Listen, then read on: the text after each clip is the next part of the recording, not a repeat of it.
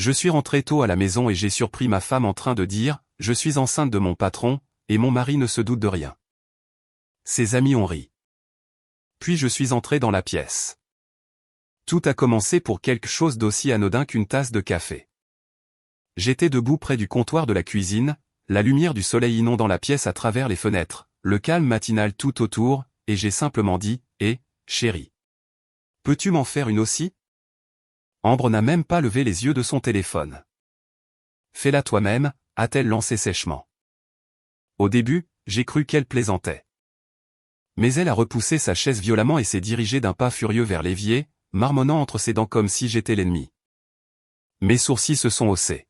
« D'accord, c'était quoi ça ?» ai-je demandé, en essayant de rester léger. Elle s'est retournée brusquement, les yeux vifs. « Tu fais toujours ça, Michel, demander des choses comme si j'étais ta serveuse. » Ça m'a pris de court. « Tu es sérieuse, là ?»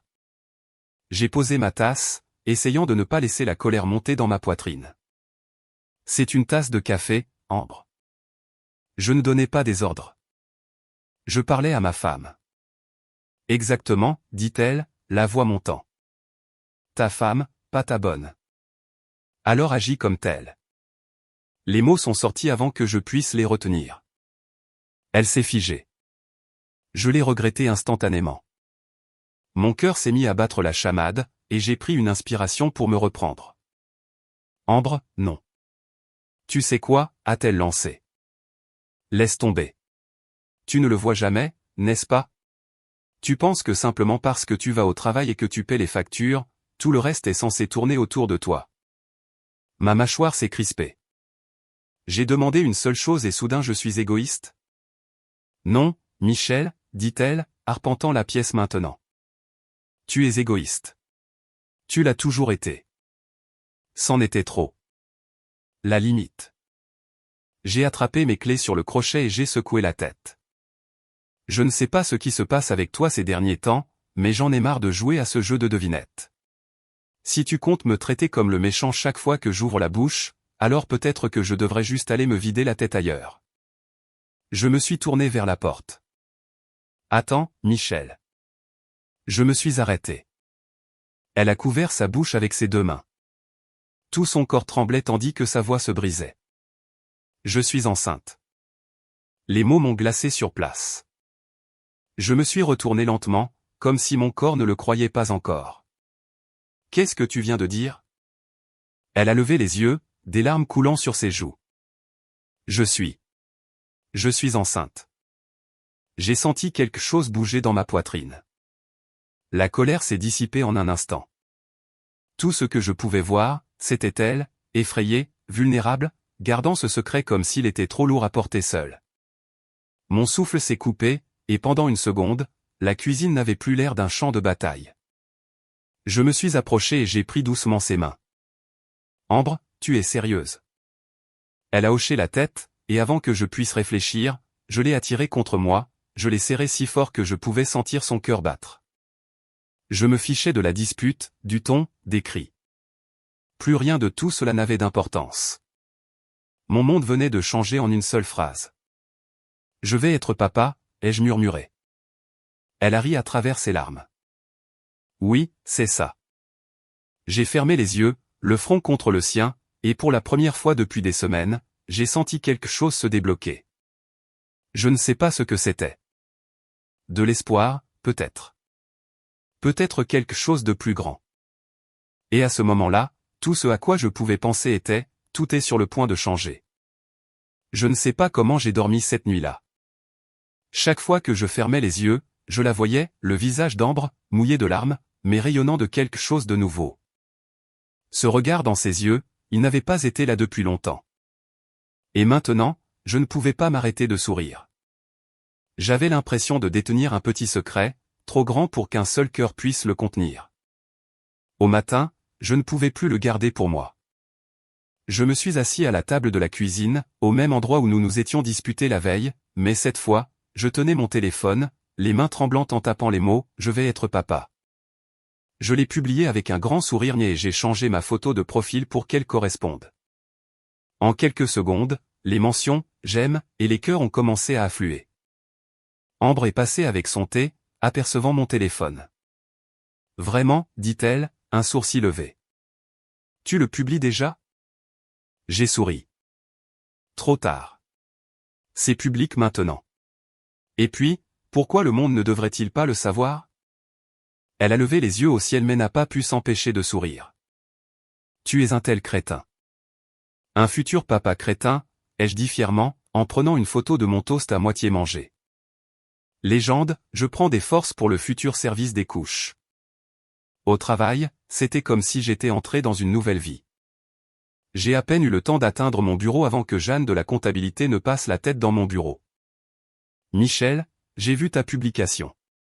Oh mon Dieu, félicitations. Merci, Jeanne. Je ne pouvais pas m'arrêter de sourire. Garçon ou fille? J'ai haussé les épaules. On ne sait pas encore. On vient de l'apprendre. Elle a porté ses mains à sa poitrine. C'est incroyable. Tu es radieux. Ouais, j'ai remarqué ça aussi, a lancé mon copain Thierry depuis le couloir. Soit il va avoir un bébé, soit il vient d'avoir une augmentation. Des rires ont éclaté.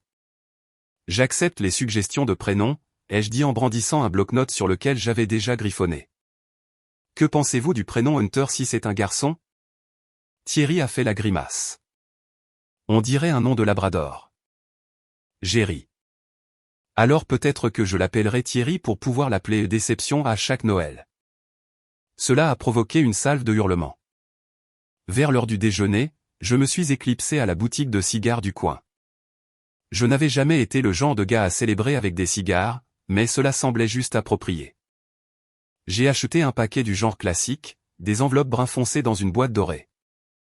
De retour au bureau, je les ai distribués comme des cadeaux de fête. N'est-ce pas un peu démodé, a plaisanté l'un des stagiaires. Exactement, ai-je dit. Je veux que mon enfant entende cette histoire un jour et lève les yeux au ciel.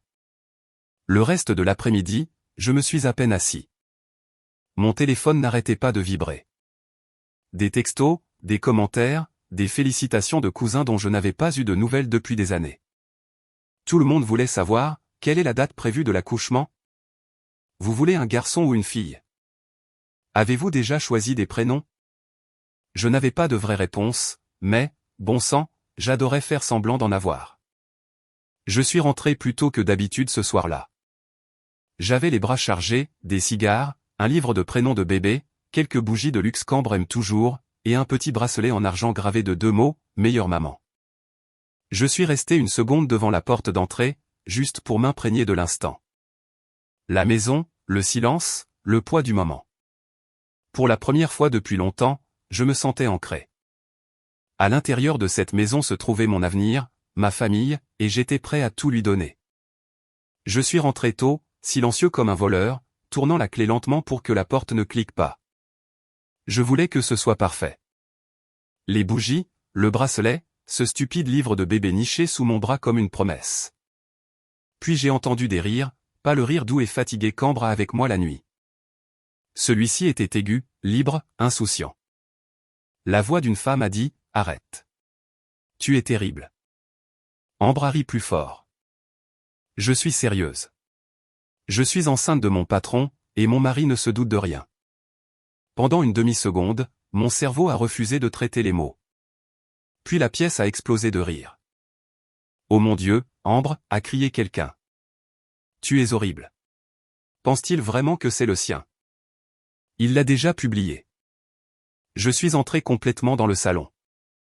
Le silence est tombé lourdement. Ambre était sur le canapé, entourée de 3 de ses amis. Verre de vin en l'air, sourire figé, bouche à moitié ouverte. Son visage a perdu ses couleurs si vite que ça m'a fait peur. J'ai posé les sacs doucement sur la table. Répète ça, ai-je dit calmement. Une amie s'est levée immédiatement. Michel, ce n'est pas, Ambre lui a lancé un regard. Non, non, c'est bon. Elle a ri nerveusement, se levant trop vite. C'était juste une blague. Tu sais comment elles sont. Je l'ai regardée. Vraiment? Une blague, ai-je répété. Oui, dit-elle rapidement. De l'humour noir. Stupide, je sais.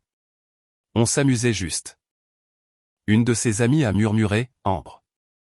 Quelle partie était la blague, ai-je demandé. La grossesse ou qui est le père? Ses lèvres ont tremblé. Michel, arrête. Tu prends ça de la mauvaise façon. J'ai hoché la tête lentement. Alors, ton patron n'est pas ton patron? Elle a dégluti. Si, il l'est. Et le bébé? Sa voix a baissé. Est réel? La pièce semblait trop petite, trop étroite. Alors, aide-moi, ai-je dit doucement. De quoi riait-elle exactement? Personne n'a répondu. Une amie a attrapé son sac à main. On devrait y aller. Ouais, a marmonné une autre. Ce n'est pas notre place. Elles sont passées devant moi sans me regarder dans les yeux. La porte s'est refermée derrière elle avec un léger clic qui a retenti plus fort qu'un coup de feu. Ambre s'est approchée de moi. Michel, s'il te plaît. Tu sais que je ne ferai jamais. J'ai levé la main. Elle s'est arrêtée net. Tu m'as laissé te serrer dans mes bras hier, ai-je dit. Tu m'as laissé croire en quelque chose qui m'a fait me sentir entier. Des larmes ont coulé sur ses joues. J'avais peur.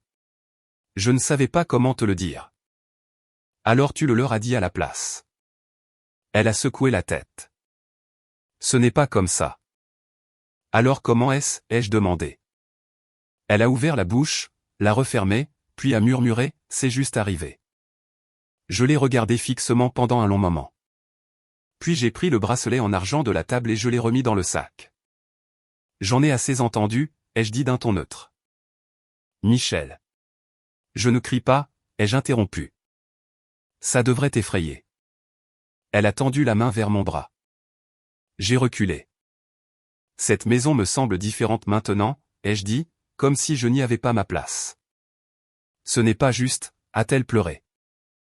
Je n'ai pas ri, ai-je dit. Je n'ai pas plaisanté. Je n'ai pas menti.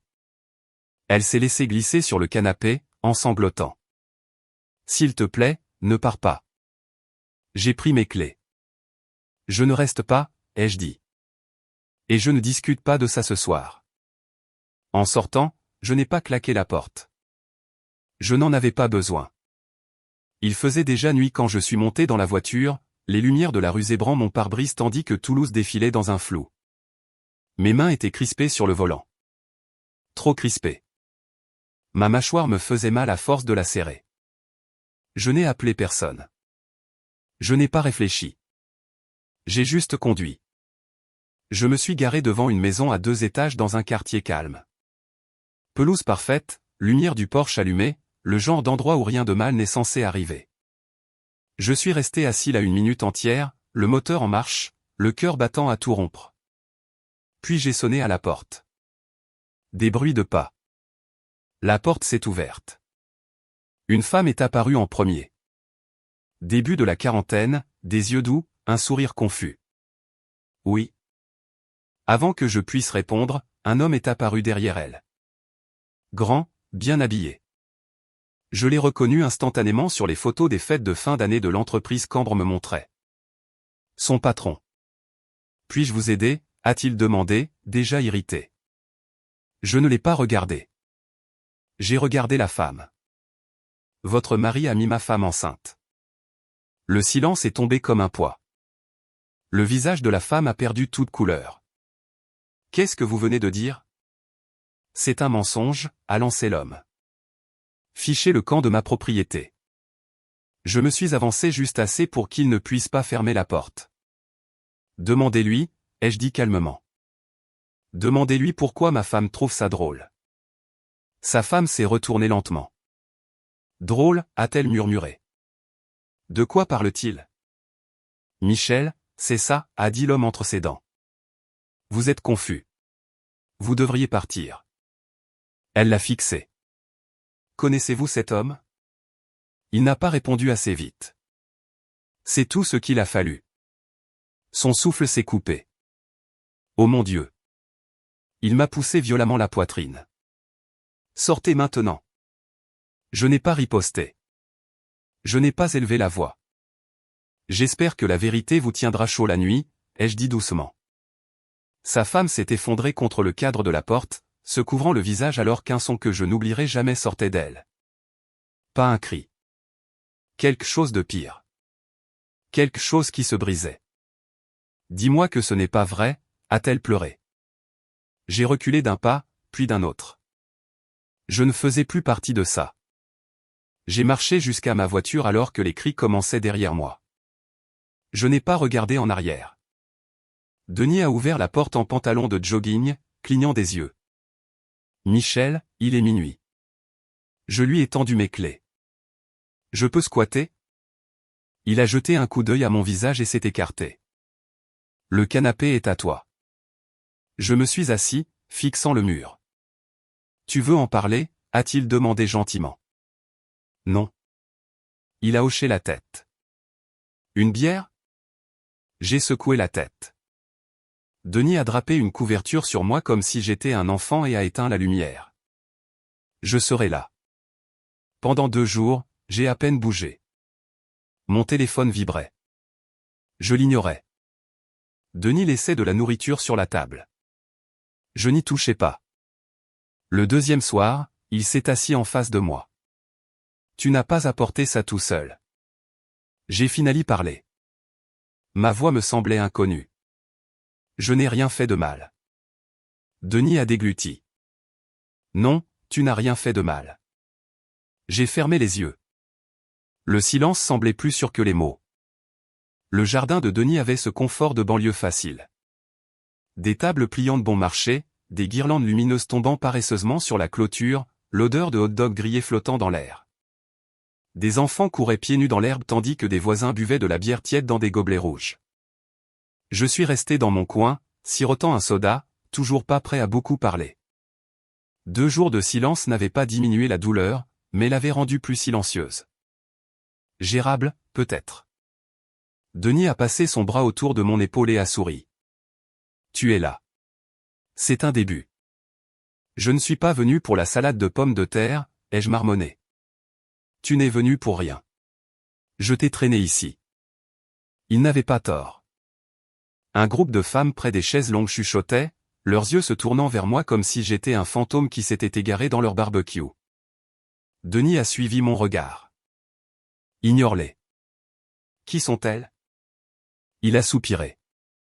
Des amies d'Ambre, en quelque sorte. Elles sont arrivées avec Mélanie. Je connaissais Mélanie. Elle était l'une de celles qui riaient cette nuit-là. Les chuchotements sont devenus plus audacieux, puis plus forts. Je trouve juste que c'est pathétique, c'est tout, a dit l'une d'elles, sans même essayer de se cacher maintenant. Il s'en va au moment où les choses se compliquent. C'est Ambre qui porte un enfant, a ajouté une autre, la voix dégoulinante de dédain. Je veux dire, les vrais hommes ne fuient pas, surtout pas une femme enceinte. C'en était trop. Je me suis levé lentement et sûrement et j'ai tapoté ma tasse avec une fourchette. Les légers tintements ont fait taire la fête. Les gens se sont tournés, les enfants se sont tus, les conversations se sont arrêtées. J'ai regardé directement les femmes près des chaises. Je veux dire quelque chose, ai-je dit. Juste très rapidement. Denis a hoché la tête depuis le grill. Vas-y. Je me suis éclairci la gorge. Ma voix était calme, mais chaque syllabe avait du poids. Il y a 2 nuits, je suis rentré chez moi, notre maison, pour surprendre ma femme avec des bougies, un bracelet et un livre de prénoms de bébé. La foule était silencieuse. Et je l'ai entendu rire avec certaines d'entre vous. Je me suis tourné légèrement vers Mélanie. Disant, je suis enceinte de mon patron, et mon mari ne se doute de rien. Le visage de Mélanie est devenu rouge. Elle l'a dit comme une blague. Vous avez toutes ri comme si c'était un spectacle. Comme si la trahison était un divertissement. J'ai fait une pause. Alors non, je ne suis pas parti parce que les choses sont devenues difficiles. Je suis parti parce qu'on m'a menti. Humilié. Dépouillé de chaque parcelle de confiance que j'avais bâtie dans cette relation. Un silence de plomb est tombé sur la foule. J'ai regardé le groupe de femmes. Si vous voulez la défendre, très bien. Mais ne déformons pas l'histoire. Soudain, Mélanie s'est précipitée vers moi. Comment osez-vous amener ça ici, a-t-elle craché. Et avant que je puisse reculer, Clac. Sa main a heurté mon visage, vive et chaude. Des halètements ont parcouru le jardin. Denis était là en quelques secondes, lui attrapant le poignet. Sors d'ici, Mélanie. Non. Toi et ton petit cercle de chuchoteuses. Dehors, maintenant. On était invités. Et je vous désinvite, a-t-il grogné. Prenez votre pitié pour les menteuses et fichez le camp de ma pelouse. Le groupe a trébuché, marmonnant des jurons et des excuses, attrapant sac à main et boisson en partant. Une fois que le portail s'est refermé derrière elle, personne n'a parlé pendant un long moment. Puis Denis a regardé autour de lui et a dit fort, maintenant que la partie moralement corrompue de la liste des invités est partie, qui veut des travers de porc? Quelques rires ont brisé la tension. Un soulagement s'est installé dans l'air, maladroit mais honnête. Quelqu'un de l'autre côté du jardin a crié, « Eh mec, je suis désolé. Je ne savais pas. C'est dégoûtant. » J'ai hoché la tête une fois, sans en demander plus. Le reste de la soirée s'est écoulé par vagues lentes et fatiguées. Quelques personnes sont venues me taper sur l'épaule ou me serrer la main. Personne n'a posé de questions. Personne ne m'a dit de voir les deux côtés de l'histoire. Et pour la première fois depuis cette dispute dans la cuisine, j'ai ressenti quelque chose de proche de la paix. Pas le pardon, mais peut-être le début de la clarté. Le lendemain matin, je me suis retrouvé devant un immeuble de bureaux en briques beige, niché entre une clinique dentaire et un vieux café du centre-ville. Une plaque discrète indiquait « Élise Gravier, avocate au barreau ». Je l'ai fixée pendant une longue minute avant d'entrer. La réceptionniste n'a pas posé de questions. Elle m'a simplement tendu un porte-bloc et a dit « Vous êtes la consultation de midi ?» J'ai hoché la tête, même si ma voix semblait coincée quelque part entre ma poitrine et ma gorge. 10 minutes plus tard, la porte a grincé en s'ouvrant et une femme est entrée. Milieu de la cinquantaine, tailleur griffère, pas de maquillage, des yeux qui semblaient avoir déjà vu toutes sortes de mensonges que le monde pouvait offrir. « Monsieur Keller ?» a-t-elle demandé en tendant la main. « Élise Gravier. »« Entrez, je vous en prie. » Son bureau était propre. Trop propre. Un seul cadre photo était posé sur son bureau. Pas de famille, juste une citation, « La vérité n'est pas douce, mais elle vous libère. » Elle s'est assise en face de moi, a sorti un bloc-notes. Racontez-moi. Je lui ai tout raconté, de la demande de café qui s'est transformée en dispute au câlin dans la cuisine, au rire et à la phrase qui m'a brisé, « Je suis enceinte de mon patron et mon mari ne se doute de rien. » Elle n'a pas réagi, n'a pas hoché la tête, n'a pas sourcillé, elle a juste écrit. Quand j'ai eu fini, elle s'est penchée en arrière dans son fauteuil. Je ne prends pas souvent de cas de paternité. Trop de gens mentent. Et franchement, les hommes attendent trop longtemps pour agir. Je ne suis pas ici pour jouer la victime, ai-je dit. Elle a haussé un sourcil. Bien, parce que ça n'aide pas au tribunal. Je veux juste connaître la vérité. Maître Gravier a tapoté son stylo sur le bureau. Très bien, commençons par le début. Nous allons obtenir l'accès à vos dossiers de voyage, vos registres de travail, vos données de localisation téléphonique et les dossiers prénataux d'Ambre. Elle ne m'a donné aucun dossier. Nous les demanderons par assignation, dit-elle vivement. Et si elle refuse, cela nous dira quelque chose aussi. J'ai dégluti. Combien de temps cela prend-il? Elle m'a regardé directement. La vérité avance lentement, mais elle avance. La semaine suivante a été un chaos de paperasse, de signatures et de silence tendu. Denis m'a aidé à retrouver des reçus de voyage et à transférer toutes les anciennes invitations de calendrier qu'il a pu trouver de notre voyage de projet à Lille. J'étais parti presque 2 semaines complètes à la mi-juin. La première échographie d'Ambre était le 14 juillet. Quand Maître Gravier a obtenu la fenêtre de conception estimée par l'hôpital, elle m'a demandé de venir. J'ai su que quelque chose n'allait pas dès que je suis entré dans son bureau. Elle n'a pas dit bonjour, a juste fait glisser un dossier manie sur le bureau. Jetez un œil. Je l'ai ouvert. À l'intérieur se trouvait une seule phrase surlignée du rapport du médecin, conception estimée, du 12 au 18 juin. Mon estomac s'est noué. Lille, du 10 au 24 juin. J'ai levé les yeux, la bouche ouverte. Aucun mot n'est sorti. Maître Gravier a posé doucement son stylo. Vous n'étiez pas dans la région. J'ai cligné des yeux. Elle n'est jamais venue vous rendre visite, a-t-elle demandé. J'ai secoué la tête. On s'est appelé en vidéo. C'est tout. Elle a hoché la tête une fois, d'un ton plus doux maintenant. Michel, biologiquement, vous ne pourriez pas être le père. Je n'ai pas parlé. Pas au début. J'ai juste fixé les mots dans ce dossier, comme si les fixer assez fort pouvait faire bouger la date, mais elle n'a pas bougé. La pièce semblait froide. Je pensais que j'allais récupérer ma vie, ai-je dit doucement. Je pensais que ça allait réparer quelque chose entre nous. Maître Gravier a croisé les mains. Certaines vérités guérissent. D'autres vous libèrent d'un faux espoir. J'ai expiré un souffle qui semblait avoir été piégé pendant des semaines. Ce n'était pas seulement une trahison. C'était une certitude. Une certitude impitoyable, indéniable.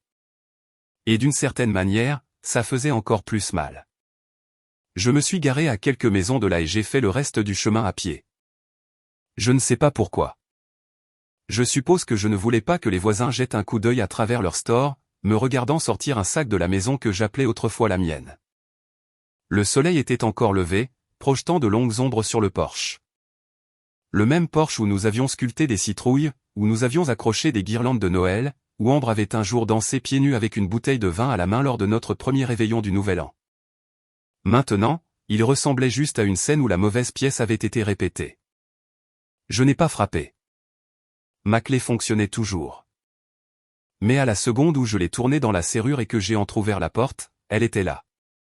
Ambre, comme si elle avait attendu le son toute la journée. Michel, attends. J'ai figé, la main toujours sur la poignée. Elle s'est avancée, bloquant l'entrée. Ses yeux étaient cerclés de rouge, mais elle s'était coiffée. Elle portait le collier que je lui avais offert il y a 3 Noëls. Comme si peut-être, si elle ressemblait à un souvenir, je reviendrais dans l'un d'eux. J'ai juste besoin de quelques affaires, ai-je dit d'une voix plate. On peut parler? Sa voix s'est brisée. S'il te plaît, juste 5 minutes. Je l'ai regardé, puis j'ai fait un bref signe de tête et je suis entré. La maison sentait le nettoyant au citron. Les comptoirs étaient impeccables, tout était trop en place. Je pouvais sentir le désespoir dans la façon dont la pièce avait été récurée. Je suis passé devant elle en direction de la chambre. Elle a suivi. Tu n'es pas obligé de faire ça, a-t-elle dit. On peut trouver une solution. Les gens font des erreurs. Je me suis tourné juste assez pour lui jeter un coup d'œil. Les erreurs sont une chose, ai-je dit. Mais tu n'as pas trébuché et atterri dans le lit d'un homme. Elle a détourné le regard. J'ai ouvert le placard, j'ai sorti un sac de sport que j'avais laissé, j'ai commencé à emballer juste l'essentiel, quelques chemises, des chaussettes, le sweat à capuche qu'elle me volait quand elle avait froid. Michel, arrête. Elle s'est de nouveau mise devant moi. Ses mains ont attrapé mon bras. C'est le tien, a-t-elle dit soudainement. Le bébé, je le jure devant Dieu. J'ai dégagé mon bras. Elle a de nouveau tendu la main. J'ai tout gâché, d'accord? Mais je te dis la vérité maintenant. Je ne savais pas comment te le dire. Je pensais que si je gardais le silence, peut-être que tout irait bien pour nous. Je l'ai regardé pendant un long moment. Puis j'ai dit les mots que je retenais depuis que Maître Gravier m'avait montré ce dossier. Les femmes savent toujours qui est le père, Ambre. Tu espérais juste que je ne le saurais jamais. Sa bouche s'est ouverte, mais rien n'est sorti. Tu n'as pas menti parce que tu étais confuse, ai-je ajouté. Tu as menti parce que la vérité était gênante. Elle s'est effondrée instantanément. Ses genoux ont cédé. Elle s'est laissée tomber sur le sol, les 2 mains couvrant son visage. Je ne voulais pas, a-t-elle sangloté. Je ne voulais pas que ce soit comme ça. Je me suis accroupi, non pas pour la réconforter, mais parce que je voulais qu'elle m'entende à son niveau. Les résultats du tribunal sont en route, ai-je dit doucement. Mais tu sais déjà ce qu'ils diront. Les larmes ont trempé ses manches. Je me suis levé, j'ai jeté le sac de sport sur mon épaule. Elle n'a pas essayé de m'arrêter cette fois. Elle est juste restée assise là, sur le parquet, pleurant dans le silence. À la porte, je me suis retourné une dernière fois, non par regret, mais pour m'assurer qu'elle comprenait quelque chose de définitif. Tu ne nous as pas seulement brisés, Ambre. Tu nous as enterrés. Et j'ai fini de fouiller dans les décombres, en essayant de trouver quelque chose qui vaille la peine d'être sauvé. Je suis sorti et je n'ai pas regardé en arrière. Cette fois, la porte n'a pas fait d'écho. Elle s'est juste fermée. La salle d'audience du palais de justice était plus calme que ce à quoi je m'attendais. Pas de coups de marteau, pas de halètement dramatique, juste le doux bourdonnement des ventilateurs de plafond et le brassage occasionnel de papier. Cela ressemblait moins à la justice qu'à la salle d'attente d'un médecin. Stérile, mesuré. Je me suis assis, les mains croisées sur mes genoux, un homme ne cherchant plus une victoire, mais une fin claire. Ambre était déjà là quand je suis entré.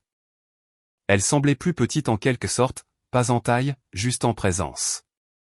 Ses mains tremblaient légèrement alors qu'elle tripotait un mouchoir. Elle n'a pas croisé mon regard. Elle ne l'avait pas fait depuis cette nuit où j'avais fait mes bagages et était parti. Maître Gravier s'est assise à côté de moi, feuilletant ses notes comme si c'était un mardi comme les autres. Pour elle, peut-être que ça l'était. Puis le juge est entré. Costume gris, lunettes à monture métallique, un ton calme qui n'avait pas de place pour le drame. Dossier, Keller contre Keller, requête en dissolution de mariage. Le greffier a hoché la tête. Les deux parties sont présentes. Le juge s'est tourné vers moi en premier. Monsieur Keller, vous avez soumis un calendrier de voyage d'affaires qui coïncide avec la fenêtre de conception estimée de l'enfant en question. Maître Gravier a également fourni des évaluations de datation par ADN à partir des dossiers médicaux. Il a de nouveau baissé les yeux sur le papier et a lu « La conception a probablement eu lieu entre le 12 et le 18 juin. Vous étiez à Lille pour le travail pendant cette période. » Oui, votre honneur, ai-je répondu. Ambre a légèrement sursauté, comme si les mots piquaient plus venant d'un juge que de moi. Le juge s'est tourné vers elle. Madame Keller, contestez-vous ce calendrier? Elle n'a pas répondu tout de suite. Ses lèvres se sont entr'ouvertes, mais aucun son n'est sorti. Finalement, sa voix a percé le silence. Non, je ne le conteste pas. Il a hoché la tête. Souhaitez-vous faire une déclaration? Elle a serré plus fort le mouchoir, déjà trempé. J'ai menti, a-t-elle dit doucement. J'avais peur. Je pensais que si je le disais assez de fois, peut-être que ça deviendrait vrai. Je ne voulais pas le perdre, mais je l'avais déjà perdu. Le juge lui a accordé un moment, puis s'est tourné vers les documents. Les deux parties ont convenu de diviser les biens communs à parts égales, a-t-il poursuivi. Monsieur Keller a demandé à ne conserver que ce qu'il a personnellement gagné avant le mariage. Il n'y a aucun litige concernant cet arrangement. Maître Gravier s'est penché et a murmuré, « Vous êtes sûr de ne pas vouloir vous battre pour plus ?» J'ai secoué la tête. Je ne suis pas ici pour ces meubles. Le juge a tamponné le dossier avec un bruit sourd et l'a remis au greffier. Divorce accordé, a-t-il dit simplement. Avec effet immédiat. Ambre a pressé le mouchoir contre sa bouche pour étouffer un sanglot. J'ai pris le stylo que le greffier m'a tendu et j'ai signé le décret sans hésitation. Puis je me suis levé, j'ai fait un signe de tête polie au juge et je suis sorti. Pas de théâtralité, pas de voix élevées, pas de dernier mot d'adieu. Juste de la paperasse. Juste une clôture. Dehors, l'air était frais, le vent tirant doucement sur ma chemise. Je me suis arrêté un instant sur les marches du palais de justice, j'ai levé les yeux vers le ciel gris pâle et j'ai laissé mes poumons se remplir. Il n'y avait pas de soulagement, pas encore. Mais il y avait une finalité, et pour l'instant, c'était suffisant. Maître Gravier m'a appelé 3 jours après que l'encre a séché sur les papiers du divorce. J'étais de retour chez Denis, l'aidant à nettoyer la terrasse au nettoyeur haute pression. Mon téléphone a vibré dans ma poche, et j'ai failli le laisser aller à la messagerie vocale, mais quelque chose m'a dit de répondre. Michel, a-t-elle dit de son ton plat habituel. Il y a une affaire de paternité prévue vendredi. Le patron d'Ambre y est nommé. J'ai essuyé mes mains sur un chiffon. C'est un dossier public. Vous n'êtes pas obligé d'être là, mais j'ai pensé que vous voudriez peut-être l'entendre d'un juge. Je n'ai pas répondu. Elle a ajouté, il conteste la responsabilité. Apparemment, il joue la carte du ça pourrait être n'importe qui. Ça vous dit quelque chose? J'ai laissé échapper un souffle court. Trop familier. Ce vendredi-là, je suis entré dans le même palais de justice, une salle d'audience différente, même éclairage froid. Cette fois, je me suis assis au fond. Je ne portais pas de costume, juste un jean et une chemise en flanelle. Je ne faisais plus partie de l'histoire. J'étais juste là pour la voir se terminer. Ambre était assise à l'avant avec un autre avocat, un jeune type ambitieux avec trop de gel dans les cheveux. Elle avait l'air fatiguée, pas brisée, juste usée, comme une personne qui a fui la vérité et qui a finalement heurté un mur. Et puis il est entré, le patron, Antoine Leclerc, portant un costume sur mesure, vérifiant sa montre comme s'il s'agissait d'une audience pour une contravention. Son avocat avait l'air encore pire, mielleux, suffisant et en faisant trop. Quand la juge est entrée, la salle s'est calmée rapidement. Ce tribunal examine la question de la paternité et de l'obligation financière dans l'affaire d'Ambre Keller et Antoine Leclerc. Elle a commencé à feuilleter le dossier. Selon les résultats des tests ADN ordonnés par le tribunal et soumis la semaine dernière, M. Leclerc a été confirmé comme étant le père biologique avec une certitude de 99%. Leclerc n'a pas sourcillé. Ambre a fermé les yeux. La juge a poursuivi, étant donné les résultats et le calendrier fournis par les deux parties, M. Leclerc sera tenu de payer une pension alimentaire pour enfants conformément à la loi française. L'avocat de Leclerc s'est levé. Votre honneur, mon client est disposé à se conformer aux obligations financières, mais nous aimerions que le tribunal reconnaisse qu'aucune relation à long terme n'existe entre ces parties et qu'il n'y aura aucune poursuite légale de mariage ou de garde partagée au-delà de la contribution financière requise. La juge a froncé les sourcils. Ce n'est pas à vous de le déclarer, maître. Le tribunal n'est pas là pour organiser un mariage. Leclerc a marmonné juste assez fort pour que la salle d'audience entende « Je paierai la pension alimentaire, mais je ne l'épouserai pas ». Ambre n'a pas réagi, du moins pas avec des mots. Sa tête s'est légèrement inclinée, ses épaules se sont tendues. Elle a serré les lèvres comme si elle retenait tout ce qui voulait éclater. La juge s'est tournée vers elle. Madame Keller, souhaitez-vous vous adresser au tribunal ? Elle a secoué la tête. Le silence s'est de nouveau installé, mais ses yeux se sont tournés vers moi. Je l'ai vue clairement de l'autre côté de la pièce. Elle savait que j'étais là, l'avait probablement su dès l'instant où elle était entrée, et maintenant elle me regardait comme si la pièce était vide et que c'était la dernière chose qu'elle pourrait jamais dire. Mais elle ne l'a pas dit. Son regard était plein de choses qu'elle ne pouvait pas exprimer, regret, honte, peut-être quelque chose de proche d'une excuse. Je n'ai pas répondu à son regard, non par cruauté, mais parce que ce chapitre n'était plus à moi de le lire. La juge a frappé le marteau une fois. Cette audience est terminée. Leclerc est sorti le premier, rapidement, comme si la vérité ne pesait rien pour lui. Ambre est restée assise un instant de plus, me regardant toujours. Puis, lentement, elle s'est levée et est partie sans un mot. Et je suis resté assis longtemps après que la salle d'audience se soit vidée, non pas parce que j'avais besoin de quelque chose d'elle, mais parce que je voulais sentir ce que c'était d'être celui qui restait finalement calme quand le monde de quelqu'un d'autre s'effondrait. La cloche au-dessus de la porte du bistrot a tinté, comme elle le faisait depuis les années 70. Je venais ici depuis l'université. Des œufs pas chers, du café à volonté, et une sorte de silence qui ne demandait rien en retour. J'étais déjà à notre box habituelle quand Denis s'est glissé en face de moi, enlevant encore la pluie de ses manches. Il m'a regardé une seconde avant de parler. « Tu as l'air de nouveau humain », a-t-il dit. J'ai souri. Merci d'avoir abaissé la barre. La serveuse, Janine, qui se souvenait toujours de nos noms, est arrivée avec 2 tasses ébréchées et une cafetière fraîche. Vous voulez manger ou juste le mélange thérapeutique ? Juste le café, ai-je dit. Denis a hoché la tête. Faites-le fort. Il recommence enfin à dire des mots. Elle a souri gentiment et s'en est allée, nous laissant dans un cocon de lumière chaude et de tintement d'argenterie. Denis s'est penché en avant, m'étudiant. Alors c'est ça ? Tout est réglé. Le tribunal a dit que c'est fini, ai-je répondu. Papier signé. Garde décidée, paiements organisés. Tu es allé à l'audience de paternité, a-t-il demandé. J'ai hoché la tête une fois.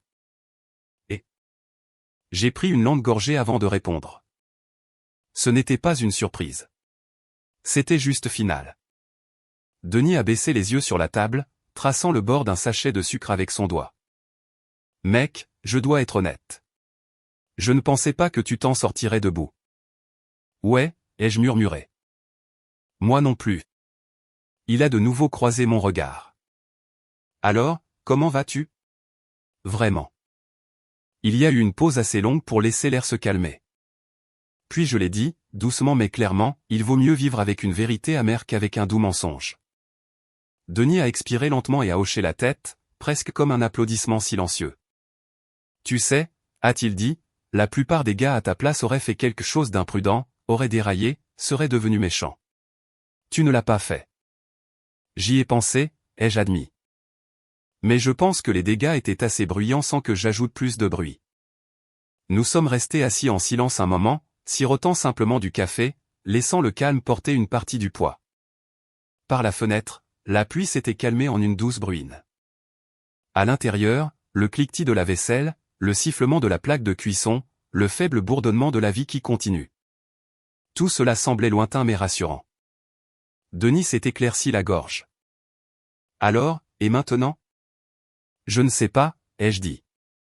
Dormir, travailler, peut-être acheter une nouvelle cafetière. C'est ton grand plan pour l'instant, a-t-il gloussé. Tu vas vraiment bien? J'y ai réfléchi une seconde. Non, ai-je répondu. Mais ça ira.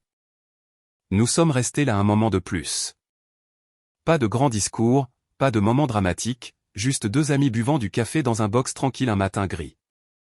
L'un d'eux un peu plus entier qu'il ne l'avait été la semaine précédente. Et peut-être que c'était suffisant. C'était un de ces après-midi chauds du sud de la France où le soleil frappe juste comme il faut sur le trottoir, assez brillant pour piquer les yeux, assez calme pour entendre ses propres pas. Je venais de charger un sac de courses dans le coffre et je glissais le chariot dans l'emplacement de retour quand j'ai entendu une voix familière derrière moi.